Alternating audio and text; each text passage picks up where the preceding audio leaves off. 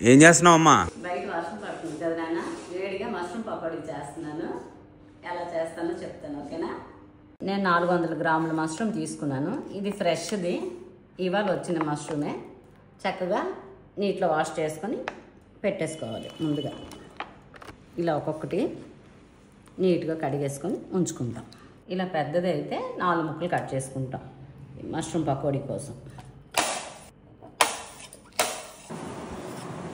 చక్కగా కట్ చేసుకున్నాం కదా, ఇప్పుడు వీటిలోన ఈ పిండిలన్నీ వేసుకొని కలుపుకుందాం.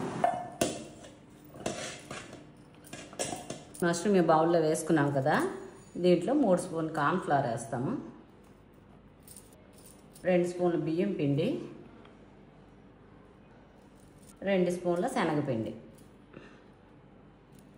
రుచికి సరిపడినంత సాల్ట్ వేసుకుంటాం, 1 స్పూన్ కారం, 1/2 స్పూన్ పసుపు వేసుకుంటాం. ఈ చిన్న స్పూన్తో స్పూన్ గరం మసాలా పౌడర్, వాము వేసుకుంటాం, 5 పచ్చిమిరపకాయలు కట్ చేసి వేసుకుంటాం, 5 వెల్లుల్లి రెక్కలు, అలాగే 1 ఇంచు అల్లం. ఇవి దంచుకుంటాం, ఫ్రెష్గా దంచేసే వేసుకుంటాను నేను ఎప్పుడు. ఇప్పుడు కరివేపాకు వేసుకుంటాం. మనం దంచుకున్న అల్లం వెల్లుల్లి పేస్ట్ వేసుకొని అన్నీ చక్కగా కలుపుకోవాలి. అన్నీ కలిసేటట్టు కలుపుకోవాలి. ఉప్పు, కారం, ఈ గరం మసాలా పౌడర్ అన్నీ, అల్లం వెల్లుల్లి పేస్ట్ అన్నీ కలిసేలా మనం కలుపుకొని అప్పుడు ఇందులో కొంచెం వాటర్ వేసుకుంటాం. కొంచెం వాటర్ చూసుకొని వేసుకోవాలి. ఇలా చేతి మీద వేసుకుంటే ఎక్కువ పడదు. ఎక్కువ జారు అయితే ఆయిల్ పీల్చేస్తుంది ఎక్కువగా, అందుకే కొంచెం గట్టిగానే కలుపుకుంటాం.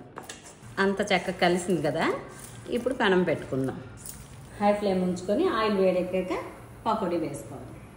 వర్షం పడేటప్పుడు వేడివేడిగా పకోడీలు అవి తింటే చాలా బాగుంటుంది కదా. సేమ్ ఫ్లేమ్లో పెట్టుకొని మనం పకోడీ వేసుకోవాలి. కొంచెం ఈ కలర్ వచ్చేటప్పటికి తిరగల వేసుకుంటే బాగా వస్తుంది. మష్రూమ్ పకోడీ చాలా తొందరగా వేగిపోతుంది కూడా. తీసేద్దాం.